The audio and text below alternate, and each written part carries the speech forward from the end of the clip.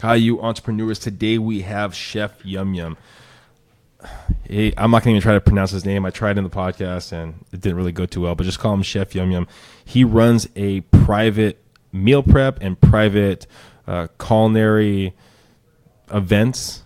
You're going to want to listen. He really kind of goes over the idea of joining a networking group after he came out of the Navy to really find his true passion, bouncing ideas off of other people. And I think that's just the best insight to get out of this episode. So if you're listening right now and you might not know what's next for you, listen to this.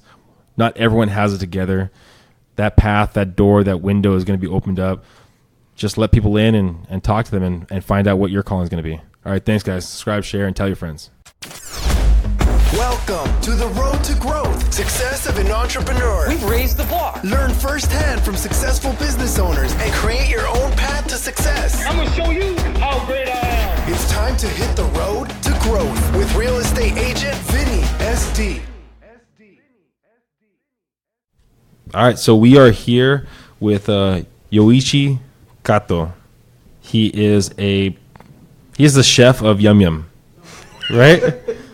Is that no? It's close enough, man. Close enough. So you are like a private chef, yes, correct? Yeah. Okay. So tell us a little about, I guess it was the business. Yeah. All right.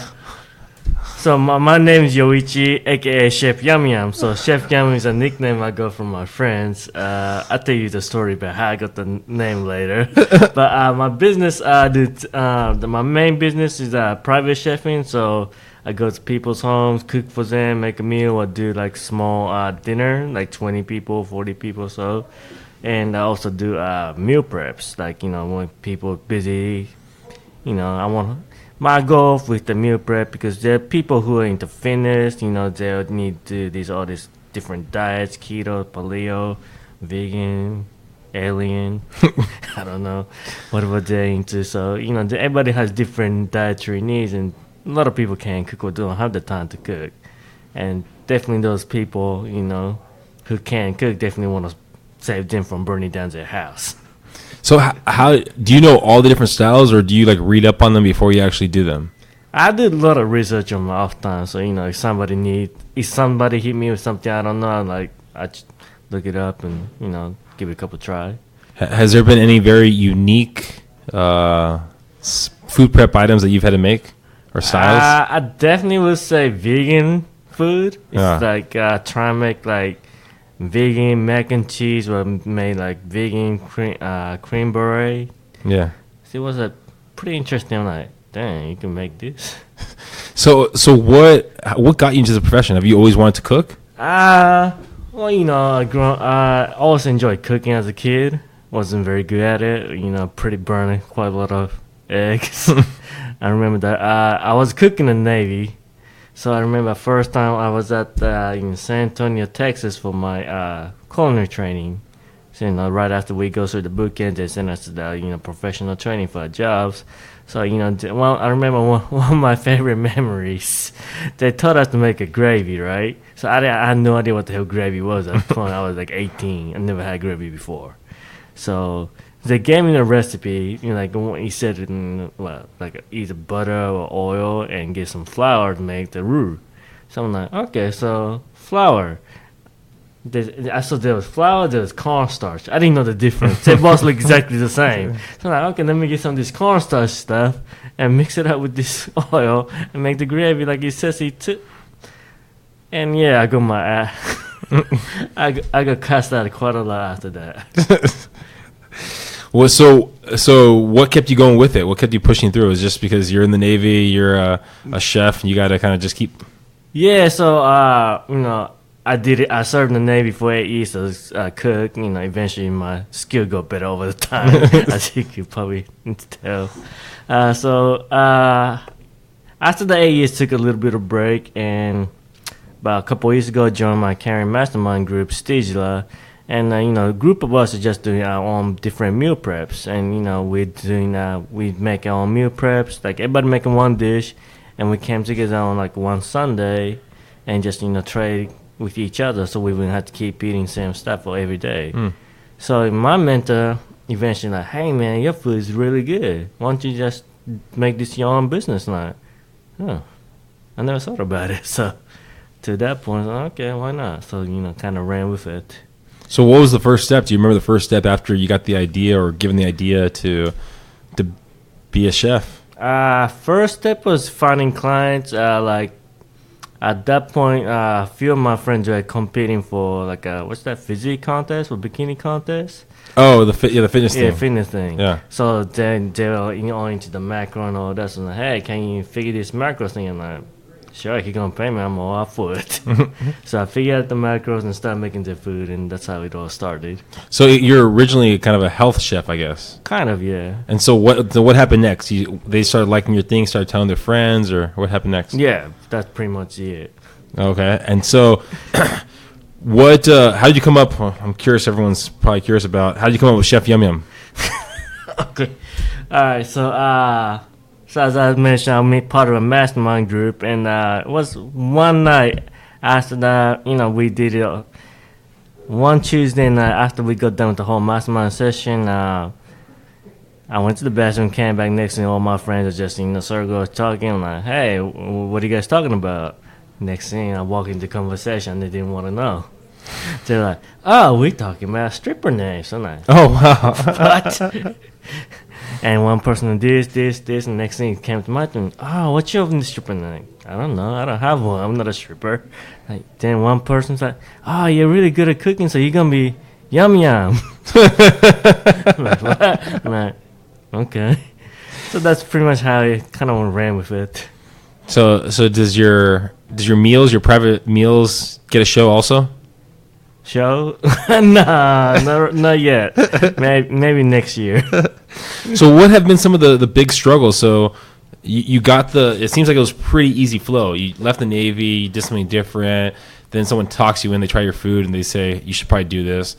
And then you got clients, it seemed like pretty easily. What was like the hiccups, the hurdles that you've had to kind of overcome? The hiccups, I would definitely say, especially after getting out of Navy and getting done with college, that was the biggest challenge. At the moment I was part of MLM, and very focused on it, but wasn't really getting anywhere. But I was just kind of living the dream, like I'm gonna be a millionaire doing this, but I wasn't really getting anywhere. Yeah. And at the same time, graduate from college, but I try and go look for jobs, but I wasn't getting anywhere either.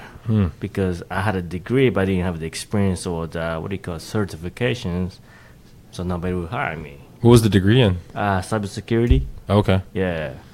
So the cybersecurity avenue compared to be a culinary chef, that's a little bit different. Yeah, it's completely different. Is there anything that you use out of the cybersecurity in your current business? Yeah, there's definitely big common factor will be Google. Yeah. Again, I'm always Googling stuff, so that. Aside from that, nah. Do you do Google AdWords for your business or anything like that? Not yet. Is that something you look to do? Yeah, definitely in the future. Besides finding the transition of your business, has there been anything else? Finding clients, transitioning, learning. Finding clients are always a difficult thing. Yeah. Yeah, because if people always approach me about meal prep, but it's not always in their budget or the style of cooking they look for. Yeah. Yeah. So, how do you usually find most of your clients? Definitely all of them come word of mouth, but unfortunately I can't cater everybody either. Oh, okay. Yeah. So what are the ones you kind of have to turn away? What's it usually based off of? Based on the budget. Okay. That's mostly, yeah. So they tell you how much they have to work with and what they're looking to get, and then yeah. No, that makes sense. Well, if someone's listening right now and they're looking to get into kind of that culinary field, what kind of advice could you give them? Is there any kind of advice you? Well, one is definitely polish up your skills, and two is definitely get yourself out there, like host a dinner parties or get your name out there one way or other. That's all I definitely say. Host your own events. Yeah. Yeah. What's next for Chef Yum Yum? Next for me, I mean, I have a lot of different projects I got going on aside from the cooking business, but What are some other projects you got working on? I also work in the residential cleaning business, and I just got myself started in real estate investment. So those are two major things I'm working on right now. What brought you into those two platforms? Cleaning definitely. Once again, come back to my mentor, Steven De La Cruz. He owns a whole bunch of different businesses, and one of them being cleaning. And just so happened, when I was in Navy, aside from cooking, one of the things I did the most was cleaning. So I'm like, okay, damn, if I can make that much money from cleaning, I'm all for it. Yeah. So do you do any of the labor, or you help hiring, or what do you do that? Yeah, I do some of the labor myself right now, but the goal is to have like a big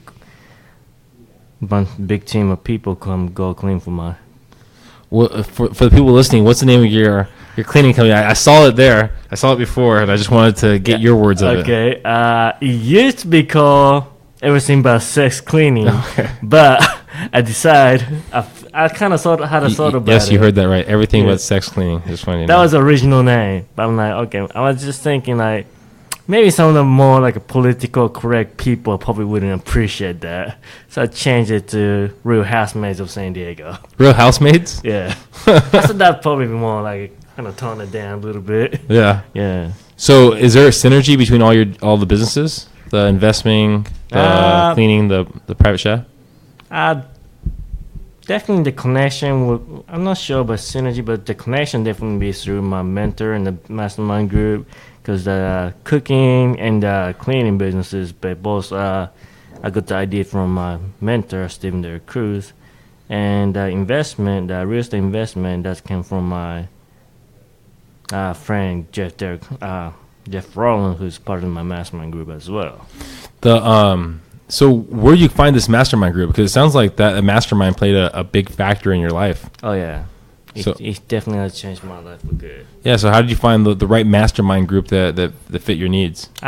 Being part of many different business organizations, like how you find them, just keep trying it till you find the right one. But our group, we meet every other Tuesday in downtown. Yeah. And how did you find that group? Through another friend of mine, she like introduced me. She had I don't remember. I think she had like a book launch or something like that. So she, invited me out, and that's how I met my mentor that day. Oh wow. Yeah. Yeah. So I mean, it seems like for people listening right now that if they don't have an idea of where to go next, it might be good to find a networking group, a mastermind group, and that can help guide you and get you in the right direction. Oh yeah, definitely. What for some people maybe that are like just some home chefs? What are some kind of like things that you've learned over time besides using flour instead of cornstarch? What are some other good tidbits that people should know? Some good tidbits. Oh man. Definitely, if you're gonna cook from home, you're gonna need all the space you can. So definitely suggest having like tables and stuff like that, like extra, like a folding table. A lot of workspace. Yeah. Yeah, I mean, I think that's easy enough. Well, hopefully you guys listened, got some good insight. It sounds like Chef Yum Yum, you really didn't have a plan. It really was one of those things like you just kind of went with the flow. Pretty much, yeah. So, I mean, I think that's a great insight for a lot of people out there. If you don't know what you're looking to do or need to do or what your calling is, go to networking events, bounce ideas off other people. Yeah. If someone's in the San Diego area and they're looking for cleaning service, they're looking for basically some private chef work, what's the best way of getting in contact with you? You can hit me up on my Instagram, Sexy Meal Prep, or just hit me up on my phone. What was it? Sexy Meal Prep? Yeah, Sexy Meal Prep. Oh, wow. Okay. And you can hit me up on my phone at 619-609-4303. You have a lot of this whole thing with sex. Is there something that you want to relay on the podcast fast? Hey man, sex is a key word that triggers people's attention. So hey, gotta use what you gotta use, right? Yeah, it's marketing. I'm assuming after this podcast, you're gonna get a lot of people that are going to be Googling your name and curious where that all come from. But yeah, I hope so. All right, guys, and guys and ladies and women and everyone out there listening, hopefully you got some great insight. Please subscribe, please share, and tell your friends. Thanks, guys. Thank you for listening to The Road to Growth, Success of an Entrepreneur. Please like, subscribe, and stay connected. Visit www.vinnySD.com. Yeah, I created a website. Hope to see you again next week. Team Vinny SD, signing off.